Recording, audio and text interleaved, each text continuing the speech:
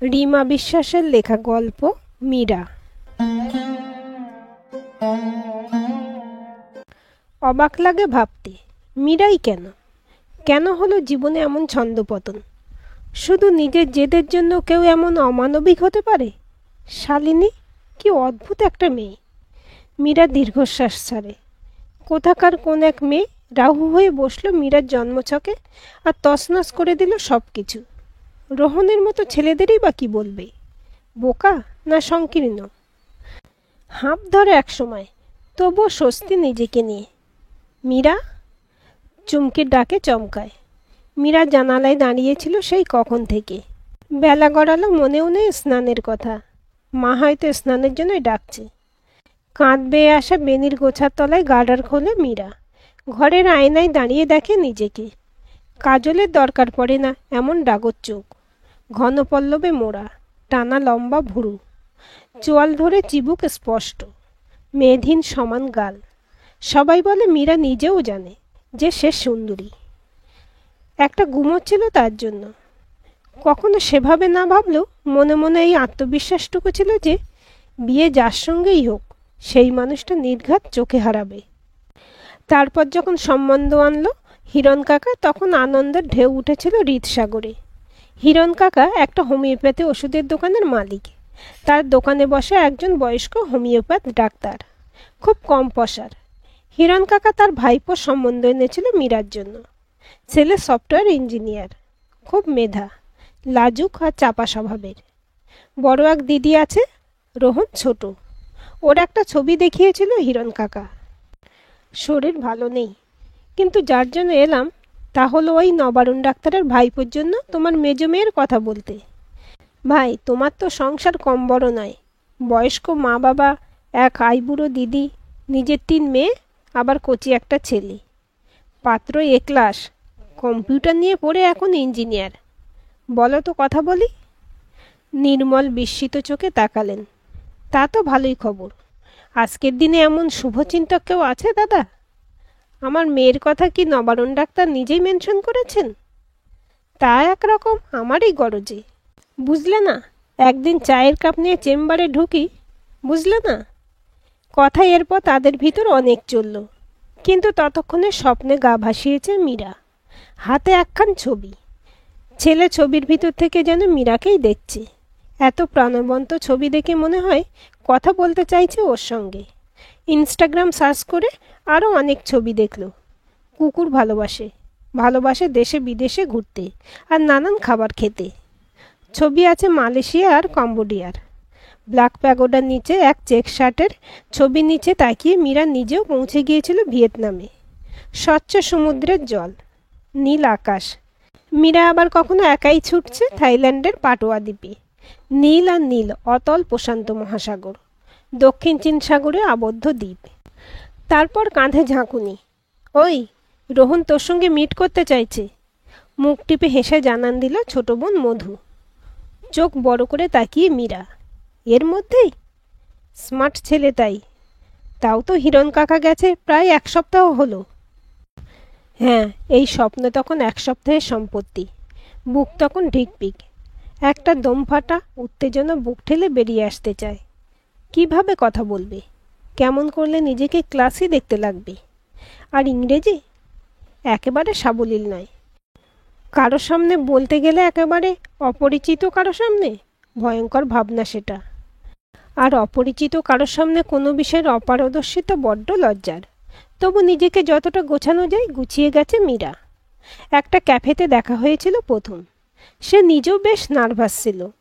দেখতে শুনতে ফটোর মতন অমন সুপুরুষ না হলেও বেশ চেহারা। মুখটা লম্বা, নাক সরু, ঠোঁট পর্যন্ত আর দেখা যায়নি সেদিন। তবে খুব স্মার্ট, তা ওর চেয়ার টানার কায়দায় বোঝা গিয়েছিল। রোহন হেসে বলল, আপনার বাড়ি থেকে এই ক্যাফের ডিস্টেন্স কম, তাই এখানে। হে হে। মীরা চেয়ার টেনে বসে মৃদু হাসে। থ্যাঙ্কস। সে চেয়ারে বসতে গেলে চেয়ার পিছনে সরে যেতে পড়ে যাচ্ছিল। হাত বাড়িয়ে ওর হাত ধরেছিল মীরা। দুজনে চোখাচোখি হতে রোহন ওর দিকে নিষ্পলক চেয়ে থেকে বসল চেয়ারে। হাত তখনও ধরা। রোহন বলল, থ্যাঙ্কস। খুব ভালো ছিল সেই সাক্ষাৎ। বাড়ি ফিরে পাগলের মতন ভেবে গেছে এই একই দৃশ্য আগে পরে করি। মনে মনে কল্পনা করে গেছে একটা সুখী সংসার, নিজের হাতে রান্না খেতে দেওয়া, রোহনের অপেক্ষায় বসে থাকা, ও বাড়ি ফিরলে যত্ন করে ওর জন্য খাবার তৈরি, এই সব।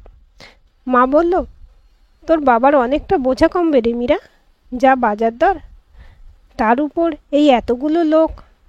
পিসি রেগে গিয়েছিল কথাটায়, বলেছিল, ভুল করছো চুমকি, মেয়ের কত বয়স, সবে বিয়ে পাশ করলো, তোমরা ছেলে ছেলে করে এই এতগুলো মেয়ে করলে, এখন বিয়ে দিয়ে বোঝা কমাতে চাইছো?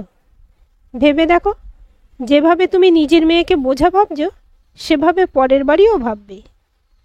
ছি দিদি, এ কি চিন্তাধারা আপনার? কারো সম্বন্ধে ভালো ভাবতে পারেন না? এই নিয়ে দুজনের ভিতরে ভালো তর্কাতর্কি শুরু হয়েছিল। তারপর মীরা তখন মোহে, ও তেতো মনে হচ্ছিল পিসির কথাগুলো। হ্যাঁ, এটা ঠিক, আজকের দিনে যেখানে সবার দুটো ছেলে মেয়ে কি একটা, সেখানে মীরার বাবা 4 সন্তানের বাপ। মীরা মেজো, বড় দিদির বিয়ে হয়েছে রাউরকেল্লায়, বয়স্ক গাঁট্টাকোট্টা একজন লোকের সঙ্গে। বিয়ের সময় ওর দিদির বয়স ছিল 23। সে আন্দাজে মীরার বিয়ে তো স্বর্গীয়। এই নিয়ে কথা বলার কি মানে? মীরা তখন পনির পরোটার রেসিপিতে মন দিয়েছে। মাঝে মধ্যে ফোনও আসতো রোহনের, কথা হতো অনেকক্ষণ। সব কিছু চলছিল ফুলের গন্ধে মাখো মাখো হয়ে, সুন্দর সুশৃঙ্খল সুবিন্যস্ত মোলায়েম মসৃণতায়। কিন্তু একটা 4 চাকার গাড়ির ভিতর নায়ক নায়িকা গান গাইতে গাইতে চলতে চলতে যদি হুট করে এসে থেমে যায় কোনো এক মোড়ে, তখন থামার কারণ খোঁজার চাইতে পাত্রপাত্রী বিস্মিত হয় পটভূমির আকস্মিক পরিবর্তনে। প্রথম পরিবর্তন চোখে পড়ল ভাত কাপড়ের সময়। যদিও পরে ভেবে দেখেছে, শুভদৃষ্টির সময় সেই আগের দৃষ্টি ছিল না রোহনের চোখে। সে সময় মীরা ভেবেছিল বুঝিবা লজ্জা, কিন্তু ভাত কাপড়ের সময় অমন বিরক্তি কিসের? বিয়ের পরের প্রথম দুপুর, শ্বশুরকুলের আত্মীয়রা ঘিরে বসে আছে মীরাকে। কেউ দেখতে চায় বালা, কেউ হার, কেউ নোয়া। মীরা লাজুক মুখে দেখায়, কে দিয়েছে জানতে চাইলে ধীরে বলে, মামা, দিদা, এইসব। তখনই মেজাজ উগ্র রোহনের। বাইরের ঘরে সে তুমুল চেঁচাচ্ছে, আমার এত টাইম নেই, যা করবার আছে শর্টে ছাড়ো। তারপর খুব বিরক্তিতে সে বলে গেল, আজ থেকে তোমার ভাত কাপড়ের দায়িত্ব নিলাম। সবাই হাসছে, কেউ কেউ টিপ্পনি কাটল, নিয়ে উদ্ধার করলে বাবা, সেও যে তোমার পুরো দায়িত্বটাই নেবে। মীরার যদিও অদ্ভুত লাগছিল, কেন যেন মনে হচ্ছিল সব দোষ এই ভাত কাপড়ের রীতিটার, নইলে এর আগে তো সব ঠিক ছিল। ফুলসজ্জার রাতে কোনো কথাই বলল না রোহন, পিঠ ফিরে শুয়ে রইল। মীরা জেগে রইল রাতভর। নাকে এলো গোলাপের গন্ধ, কানে এলো বাইরের কুকুরের চেঁচামেচি। খিদেও পাচ্ছিল, আর মন অজস্র ভাবনাদ্রবে দ্রবীভূত। এটাই স্বাভাবিক, নাকি একে অস্বাভাবিক বলে ধরে নেওয়া উচিত? ভাবনাগুলো পরস্পরের সঙ্গে পেঁচিয়ে রইল। বিয়ের পর অষ্টমঙ্গলার আগে কোনো এক অফিসের আর্জেন্ট কাজে বেরিয়ে গেল রোহন। আত্মীয় স্বজন বাড়িতে তখনও কেউ কেউ আছে। রোহনের মা শকুন্তলা বললেন, বড্ড বাজে চাকরি গো, মাইনে যেমন দেয় তেমন নিংড়ে নেয়। কেউ জিজ্ঞেস করলেন, তা বৌমা কী করে? শকুন্তলা ইতস্তত হয়ে বললেন, বউ আমার বাচ্চা মেয়ে, সদ্য গ্রাজুয়েট হয়েছে, চাকরি পরে করবে ঠিকই। ও মা, তোমার ইঞ্জিনিয়ার ছেলের জন্য ডাক্তার ইঞ্জিনিয়ার মেয়ে আনোনি? একেবারে এলেবেলে, দেখো সেই জন্যই রাগ কিনা। কথাটা বিঁধল এই প্রথম। যোগ্যতা, ইকুয়ালিটি, এগুলো একটা বিষয়, অবশ্যই ভাববার মতন বিষয়, কিন্তু কি বোকা মেয়ে মীরা, এগুলো আগে ভাবিনি একটিবারও। হীনমন্যতা গুটি গুটি পায়ে ঢুকতে শুরু করলো। বাড়িতে ফোনে মাকে কেঁদে বলেও ফেললো সে কথা, তোমরা আমাকে কোনো রকম কিছু করার সুযোগ না দিয়ে একেবারে বিয়ে দিয়ে দিলে। এদিকে এ আমাকে সহ্য করতে পারছে না। ও মা, বিয়ের আগে সে কি জানতো না নাকি? কি আশ্চর্য! তা আমি কি জানি? আমি এখন কি করব? আমার জীবন তো পুরো শেষ। না না, শেষ কেন হবে? তুই চিন্তা করিস না, আমি দেখা করতে যাচ্ছি। মা এলেন। রোহন তখনও ফেরেনি। শ্বশুরবাড়ির লোক বেশ যত্ন করলেন মীরার মা আর পিসির। থালা সাজিয়ে দিলেন মিষ্টি আর ফল। ওদের কথায় মা পিসি কিছুই বুঝতে পারল না। মা হেসে বলল, তুই ছেলে মানুষ, কিচ্ছু বুঝিস না, খুব ভালো বিয়ে হয়েছে তোর। শকুন্তলাদি বলছিল, ছেলে ওদের সোনার টুকরো ছেলে। যাওয়ার আগে চুমকে একটা লাল সুতো দিয়ে গেলেন মীরার হাতে। তবু এই তারামার সুতোটা ওর হাতে বেঁধে দিস, যদি তোদের মাঝে কোনো দোষ থাকে কেটে যাবে। দিন 2 পর রোহন ফিরে এলো, ওই একই হাঁড়ি মুখ। ওকে দেখলে অস্বস্তি বাড়ে মীরার। নিজেকে দোষী মনে হয়, আবার কখনো মনে হয় নিঃস্ব, ভাগ্যের পরিহাসে ঠকে যাওয়া এক চরিত্র। তবু একটা পদক্ষেপ তো নিতে হবে। একটা সম্পর্ক যখন দুজনকে বেঁধে দিয়েছে, তাকে সহজ করবার ভার নিতে তো হবে কাউকে না কাউকে। ভাবল নয় তারামার এই সুতোটা দিয়েই তা শুরু হোক সম্পর্কের সূত্রপাত। রোহন স্নান সেরে সবে বাথরুম থেকে বেরিয়েছে। আয়নার সামনে দাঁড়িয়ে চুল আঁচড়াচ্ছিল। ওর পিছনে এসে দাঁড়ালো মীরা। তারপর হাতের সুতো ওর বাহুতে সবে ছুঁয়েছে, তৎক্ষণাৎ রোহন এক ঝটকায় সরিয়ে নিল হাত। কি কি এটা? সন্দিগ্ধ চোখে জিজ্ঞেস করল। মীরার বুক কাঁপছে, এতটা আশা করেনিও। চোখ ঝাপসা হয়ে গেছে, ঠোঁট কাঁপছে। অতি সোহাগে নিজের বরের হাতে মঙ্গলসূত্র বাঁধতে গিয়েছিল। সে যে এতটা ভয়ঙ্কর হবে কি করে জানবে? রোহন চেঁচিয়ে বলল, এইসব কুসংস্কার আমার সঙ্গে একদম না। আর কথায় কথায় এভাবে কারা কাঁদে জানো? নিশ্চয়ই বলে দিতে হবে না কারা। তারপর যত সব ফালতু বলতে বলতে বিড়বিড় করতে করতে চলে গেল রোহন। বিছানায় ধপ করে বসে তখন থরথর করে কাঁপছে মীরা। ওর অপরাধ কোথায়? আর এখন যাবেই বা কোথায়? চোখ বন্ধ করলে মনে পড়ে মা বাপের পরিতৃপ্ত মুখ। সারা পাড়া গোটা আত্মীয় স্বজনের কাছে তারা গর্ব করে বেড়াচ্ছে মেয়ের ভাগ্যি নিয়ে, জামাইয়ের যোগ্যতা নিয়ে। এখন কোন মুখে বাড়ি ফিরবে মীরা? সন্ধ্যায় বারান্দায় দাঁড়িয়ে কাঁদছিল একলা চাঁদের সঙ্গে। ভাবেনি, সত্যি ভাবেনি জীবন এভাবে নষ্ট হয়ে যাবে। হঠাৎই গলা খাঁকারির শব্দে মীরা চমকে ফেরে। শাশুড়ি দাঁড়িয়ে। মীরা তাড়াতাড়ি চোখে জল মোছে। শকুন্তলা কাছে এসে জিজ্ঞেস করলেন, তুই কাঁদছিলি? মীরা কিছু বলে না। রোহন কিছু করেছে? উনি দ্বিতীয় প্রশ্ন করেন। মীরা কোনো উত্তর দিতে পারে না। কিন্তু ছেলের একটা ক্লাস বোধহয় নেন শকুন্তলা। তাই রাতের দিকে নিজেই সাজান মীরাকে। দুজনকে একসঙ্গে জোর করে পাঠান বাইরে। ওরা প্রথম তো বাইরে একটা ক্যাফেতেই দেখা করেছিল। কই, সেদিন ছিল না তো এমন অস্বস্তি। আর এখন পাশাপাশি হেঁটে চলেছে দুটো শরীর, মাঝে বিদ্বেষ, অস্বস্তি, বিতৃষ্ণা। একটা আইসক্রিমের দোকানে এসে দুটো চকলেট কোন কিনল রোহন। দুজনে দু হাতে দুটো কোন নিয়ে হাঁটছে। কিছুটা যেতে মুখোপাধ্যায় স্যারের সঙ্গে মুখোমুখি। মীরার কলেজের বাংলার প্রফেসর। মীরা এগিয়ে গিয়ে প্রণাম করল। মুখোপাধ্যায় স্যারকে দেখিয়ে মীরা বলল, আমার স্যার ইনি। রোহন জোর হাতে নমস্কার সারল। স্যার হাত তুলে বললেন, ভালো থেকো, ভালো, খুব ভালো মেয়ে পেয়েছো ভাই। পড়াশোনাটা আরও চালালে ভালো করতো। যাক গিয়ে, আমি এখন কম্পিটিটিভ এক্সামের জন্য বাংলার ওপর বই লিখছি। একজন অ্যাসিস্ট করার কেউ থাকলে ভালো হতো। মীরা জিস্ট করে লিখতে পারে ভালো। একদিন বাড়ি আসিস তো, তোকে এবার কাজে লাগাবো। আর একটা কথা বলে রাখি ভাইয়া, এ মেয়ে ভীষণ ইমোশনাল।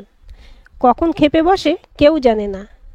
আর একবার খেপে গেলে মুখ ফিরিয়ে আর দেখবে না। চলি।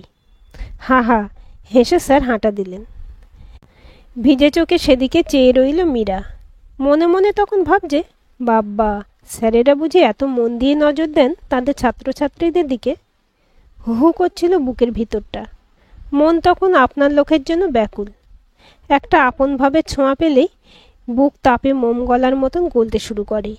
মনে পড়ছিল blackboard, classroom, slow motion sling fan ঘোরা, স্যারের মুখে বৈষ্ণব পদাবলীর লেকচার, ক্লাসঘরের বাইরে একটানা ডাকতে থাকা কোনো এক অচেনা উদাসী পাখি, আচামকা বেল পড়া, ক্যান্টিনে চাউমিনের গন্ধ। কী সব দিন ছিল। আর মীরা কোন স্বপ্নের মোহে কোথায় এসে হারালো। দুপুরে বসে নিজের ঘরে কোলে রাখা অনার্সের বাংলা বই। স্যারের কথাটাই যেন একটা ক্ষীণ আলোর উৎস দেখা যাচ্ছে। বিয়ের পর কিছু ডিগ্রি কোর্সের বই এনেছিল সঙ্গে। দরজায় ঠুক শব্দ হতে ফিরে তাকালো সেদিকে। দরজায় দাঁড়িয়ে শালিনী, রোহনের দিদি। একে বিয়ের আগে থেকে চেনে মীরা। শালিনী আর মীরা একই স্কুলে পড়তো। ওর থেকে বছর 5 সিনিয়র। রোহন আর শালিনী পিঠোপিঠি। একবার ট্যাপে জল খাওয়ার সময় নলের মুখ চেপে হাতের আড়ে ছেড়েছিল শালিনীর দিকে। ওর পুরো ইউনিফর্ম ভিজে গিয়েছিল। ছুটি ধরতে গেলে মীরা কলার খোসা ছুঁড়ে দিয়েছিল ওর পায়ের কাছে। আছাড় খেয়ে পড়েছিল শালিনী। রক্ত চোখে বলেছিল, হিসেব বরাবর করব একদিন। আমি কিছু ভুলি না। বিয়ের সময় যখন শালিনী গাঁট ছাড়া বাঁধছিল তখন খুব মনে পড়ছিল সেই সব কথা। মুখ চেপে হেসেও গেছে ক্রমাগত। মীরা হাসলো একগাল। আরে ভিতরে এসো।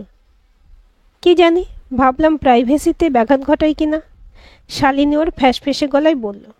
স্কুলের সময় থেকে শালিনীর গলা শুনলে মনে হবে বুঝি 10টা আইসক্রিম খেয়ে গলা ধরে বসে আছে।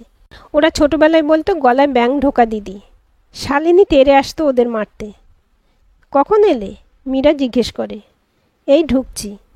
তোর জামাইবাবু দুদিনের জন্য গেল চেন্নাই, তাই রিভুকে নিয়ে এলাম। বিকেলেই কেটে পড়ব। কেন, থাকো না। ওরে বাবা, রিভু সুইমিং ক্লাস মিস হয়ে যাবে। তা তুই বল, কেমন চলছে লাইফ? ছোট্ট শ্বাস ফেলল মীরা। স্কুলের কথা, কলেজের কথা খুব মনে পড়ে। কলেজ বলতে মনে পড়ল। শালিনী আঁটুসাঁটু হয়ে বসে। তারপর ওর ফ্যাঁসফেঁসে গলায় বলে, রঘু, ওর কলেজে জিএফের কথা তোকে বলেছে? একজোড়া হতভাগ চোখ দুপাশে মাথা নাড়ায় মীরা। হে হে হাসতে থাকে শালিনী। এ বাবা, বলেনি? ও তো প্রায় পালাতে যাচ্ছিল মেয়েটার সঙ্গে। কি দেখতে যে কি বলবো, যাকে বলে বিভৎস রকম সুন্দর। কিন্তু ইন্টারকাস্ট ম্যারেজ কারোর বাড়ি থেকেই মানত না। তাই তো সাত তাড়াতাড়ি বাবা যাকে পেরেছে ধরে। শালিনী হিহি হাসিতে গড়াচ্ছে। এতদিনে মীরাও গম্ভীর হতে শিখে গেছে। ও স্থির চোখে চেয়ে রইল বছর 5-এর বড় মেয়েটার দিকে, যাকে ফেলেছিল কলার খোসা ছুঁড়ে। কিছুটা সেও বুঝেছে। দুকাত ঝাঁকিয়ে শালিনী বিছানা থেকে উঠে বেরিয়ে গেল ঘর থেকে। বাইরে ওর গলা শোনা যাচ্ছে। মা কোথায়? মেয়ে এলো, কোনো হুঁশ নেই? এ কি? মীরার মাথা দপদপ করছে। কেন করলো এরা ওর সঙ্গে এমন? রোহন প্রেম করতো, তাই এখন অসহ্য লাগছে মীরাকে। কিন্তু এতে মীরার দোষ কোথায়? টপ টপ জল পড়ছে বইয়ের পাতায়। ভিজে বইয়ের পাতার নিরুপমা। মীরা আঁধারে, জানে না কি করবে এরপর। যদিও অনেক রাত করে জ্বর নিয়ে বাড়ি ফিরল রোহন। রাতটা প্রায় বেহুঁশ রইল। সকালে বাড়িতে ডাক্তার কল করতে হলো। রক্ত পরীক্ষা করতে দিয়ে গেলেন ডাক্তার। রিপোর্ট বলল ডেঙ্গু। এরপর রোহনের সেবার পুরো দায়িত্বটা এসে পড়ল মীরার উপর। রাত জেগে দিনভর খেটে সেবা করল মীরা। চিকেন স্টু খাওয়ানো, গা মোছানো, মাথায় জলপট্টি করা, বারবার মনে করে নুন চিনির জল খাওয়ানো, চলল নিরন্তর সেবা। 2 সপ্তাহে রোহন একেবারে সেরে উঠেছে। শরবতী লেবু আর কিউই কেটে দিয়েছে শকুন্তলা। রোহন খাচ্ছিল। মীরা হাতের ব্যাগ নামালো মেঝেয়। শকুন্তলা কিছুটা অবাক হলেন। এ কি রে, ব্যাগ কেন? টাইপিস্টের একটা চাকরি পেয়েছি। সঙ্গে আমার কলেজের স্যার ওনাকে অ্যাসিস্ট করার জন্য পার্ট টাইম জব অফার দিচ্ছেন। খুব কমই পাবো হাতে, কিন্তু খুলে বাঁচতে পারবো। জীবনের অনেকটা আমার খুবলানো হয়ে গেল, কিন্তু নিয়তি ভেবে মেনে নিলে হয়তো আফসোস কম হবে। কি বলছিস তুই? শকুন্তলা হতভাগ প্রায়। কাঁচের প্লেটটা রোহনের হাত থেকে পড়ে ভাঙল শব্দ করে। রোহনের হাত কাঁপছে। কি হয়েছে? কি হয়েছে বল তোদের ভিতর? শকুন্তলা পাগলের মতো প্রশ্ন করতে থাকেন। একটা দীর্ঘশ্বাস ফেলে মীরা। ওকে জিজ্ঞাসা করবে, কারণ আমি বিশেষ কিছু জানি না। শুধু এইটুকু জানি, নিজের পূর্ব প্রেমিকাকে সাপোর্ট করতে যে পারে না, যে একটা নিরীহ মেয়ের জীবন নষ্ট করে, সে একটা ইতর, নপুংসুক, একটা নীচ, কাপুরুষ। Shut up! রোহন চেঁচিয়ে ওঠে। বিছানা চাপড়ে উঠে দাঁড়ায় ওর লম্বা শরীরে। তুমি কি নিজে স্কুলে পড়াকালীন কুশল নামে ছেলের সঙ্গে তোমার অ্যাফেয়ার হয়নি? ক্লাস 9-এ পড়াকালীন ক্লাসে তোমার পেটে অসহ্য ব্যথা ওঠেনি? স্কুল থেকে তোমায় হসপিটালে নিয়ে গেলে বলেনি তুমি, ছি, আর আমার নামে নোংরা অ্যালিগেশনস দিচ্ছ? পা বাড়াতে ভাঙা কাঁচে পা কেটে গেল রোহনের। রক্তে ভাসছে সাদা মার্বেলের মেঝে। রোহনের শ্বাস প্রশ্বাস দ্রুত ওঠানামা করছে। আমি এসব কিছু জানতাম না। একটা সরল নিষ্পাপ মেয়েকে নিজের লাইফে চেয়েছিলাম, ব্যাস এইটুকু আমার ডিম্যান্ড ছিল। ওকে দেখে তাই মনে হয়েছিল। কিন্তু বিয়ের আগের দিন দিদি জাস্ট ফিরল আবুধাবি থেকে অভিজিৎদার সঙ্গে। বলল ফোনে এসব কথা বলতে পারছিলাম না, বাট এই মেয়ের ছবি দেখেই চিনেছি। ও আমাদের স্কুলে ছিল ক্লাস 9-এ, একবার প্রেগনেন্ট হয়েছে। সপাটে রোহনের গালে চড় কষালো মীরা। খবরদার, আমার চরিত্র নিয়ে একটা বাজে কথা বলবে না। আমার বাপ গরিব হতে পারে, কিন্তু তোমাদের মতো নোংরা বড়লোকির চাইতে আমার সৎ দারিদ্র বেঁচে থাকুক। মেঝের ব্যাগটা তুলে মীরা বেরিয়ে আসছিল। রোহন এগিয়ে এসে ওর পথ আটকালো। তবে প্রমাণ করতে পারবে যা বলেছে সব ভুল? আমি যখন ক্লাস 9-এ পড়ি তখন তোমার দিদি কোথায়? একবার করে গুনে অঙ্কটা কষে নেবেন সফটওয়্যার ইঞ্জিনিয়ার সাহেব, কেমন? আর আমার সত্যতা প্রমাণ করার জন্য আমি একটাও দলিল পেশ করব না। আমি এখন বুঝতে পারছি আমি অনেক লাকি যে তোমার মতন একজন কাপুরুষের সঙ্গে সম্পর্ক গড়ার আগে সব ভেঙে গেল। তুমি বলছো এগুলো সব রাবিশ? 100 বার। আমার না কোনো দিন পেটে ব্যথা হয়েছে, না কোনো প্রেম ছিল। তবে তুমি জীবনে আসার পর আমার মাথা ব্যথা অবশ্যই শুরু হয়েছে, আর কপাল যে পুড়েছে তার বোঝার অপেক্ষা রাখে না। কাঁধে ব্যাগ তুলে মীরা হনহনিয়ে হাঁটা দিল। পিছন থেকে শকুন্তলা ডাকতে থাকেন। গেট পর্যন্ত ছুটে আসেন ভদ্রমহিলা। যাসনি মীরা, শালিনী একটা বজ্জাত মেয়ে। নিজের মেয়ে তো কি, যে ভাইয়ের ঘর ভাঙে তাকে কি বলবো? ওর ইচ্ছে ছিল ওর ননদের এক আত্মীয়ের সঙ্গে রোহনের বিয়ে হোক। ওর বাবার আপত্তি ছিল আত্মীয়ের ভিতর সম্বন্ধ করা। সেই হিংসে আর রাগে ও এমন বিষ ঢেলেছে নিশ্চয়ই। কিন্তু তুই যাস না মা, বিয়ে ভাঙতে নেই মা, এতে কলঙ্ক রটে। আজকের দিনেও মেয়ে ডিভোর্স নিলে লোকে ডিভোর্স হিসেবে একটা আলাদা কোটায় ফেলে। একটু মানিয়ে গুছিয়ে দেখ না যদি। মীরা দাঁড়ায়নি। কেন যেন আর দাঁড়িয়ে থাকতে পারছিল না। একটা খুব শক্তিশালী বল যেন টেনে নিয়ে যেতে চাইছিল ওখান থেকে। এখন বাড়ি এসেছে প্রায় 1.5 মাস। সব শুনে বাড়ির লোকের মাথায় প্রথমে বাজ পড়ল। বাড়িময় হাহাকার, যেন কি অনিষ্ট হয়ে গেছে। লোকসমাজ, আত্মীয় পরিজন কি বলবে? ঠাট্টা করবে? খুশি হবে? বাবা তো প্রায় শয্যা নেয়, মা উপবাসে। পিসি বোঝালো তখন, বলল, লোকসমাজ কি? কারা এরা? এদের কাছে সুখী সেজে কী লাভ রে তোদের? যাহা সত্য তাকে গ্রহণ করো, দেখবে জীবন অনেক সহজ হবে। এদেরও আর উপায় বা কী ছিল? মীরা ফিরে যেতে নারাজ। নিজের মান সম্মান খুইয়ে দুটো অন্যের জন্য কারোর সঙ্গে আপোষ করার কোনো অর্থ নেই। মীরা ঠিক করেছে আপাতত যা রোজগার করছে সে টাকা দিয়ে বিএড করবে, তারপর প্রাইভেট স্কুলে চেষ্টা করবে চাকরির। মুখোপাধ্যায় স্যার বলেছেন, তোর হবে, তুই লেগে থাক, কিছু একটা ঠিক করতে পারবি। তারপর আমরা স্যারেরা তো আছি। বেশ বল পেয়েছে মীরা। এই মীরা! মায়ের দ্বিতীয় ডাকে মীরা চুলের গোছা পিঠে ফেলে ঘুরে তাকালো। অনেক বেলা হয়েছে, স্নানে না গেলে আজ আর স্যারের প্রুফ চেক করতে যেতে হবে না। চুমকি সামনে দাঁড়িয়ে হাঁপাচ্ছেন। উফ, সেই কখন থেকে ডাকছি তোকে। এদিকে রোহন যে কখন থেকে এসে বসে আছে বাইরের ঘরে, ওকে ভিতরে পাঠাচ্ছি। 2 হতবাক চোখে তাকায় মীরা। কেন? আর জেদ করিস না মা, নিজে এসেছে তোকে নিতে। একটা সম্পর্কে কার না কার ভুল বোঝাবুঝি হয়, কিন্তু তা বলে কি সব শেষ? এই যে রোহন। চুমকির পেছনে দাঁড়িয়ে রোহন। চুমকি হেসে বললেন, তোমরা কথা বলো, আমি এদিকে তরকারি বসিয়ে এসেছি। এই পোড়া লাগলো বলে। রোহনকে দেখে সরে এলো মীরা। আলগোছে বিছানার চাদর ঠিক করতে লাগলো। ওর নাম ধরে ডাকলো রোহন। মীরা উত্তর দিল না, মন দিয়েছে বিছানা ঝাড়ায়। একটা নতুন বিগিনিং কি শুরু করা যায় না মীরা? মীরার বড় ক্লান্ত লাগছিল। ধপ করে বসে পড়ল বিছানাতে। এখন ভাবছে কেন যে স্নানটা সারল না, বড় অস্বস্তি হচ্ছে। ওর হাত ধরেছে রোহন। আমি আবার শুরু করতে চাই, প্লিজ। একজোড়া ক্লান্ত চোখে মীরা তাকায়। অনেক বুকের জোর নিয়ে আমি নতুন করে শুরু করেছি, আবার করে পিছনে ফিরে কি করে, যেখানে তোমার প্রতি আমার কোনো শ্রদ্ধা অবশিষ্ট নেই। আমি মানছি দিদির কথায় আমার কান দেওয়া উচিত হয়নি। বিং অ্যান এডুকেটেড পারসন, আমার উচিত ছিল তোমার সঙ্গে বসে সব কিছু ক্লারিফাই করা, কিন্তু আমি তা করিনি। বাট ট্রাস্ট মি মীরা, আমরা একদিন সবার কাছে এক্সাম্পল হয়ে উঠব। মীরা হাসে। ইতিমধ্যেই তা হয়ে গেছি, দোষ না করে দোষী। আর যে ইচ্ছে করে না রোহন। মীরা, রোহন প্লিজ।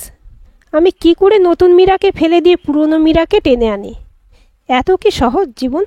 মন, মানসিকতা, অনুভূতি? অনেক ম্যাচিওর কথা বলছো।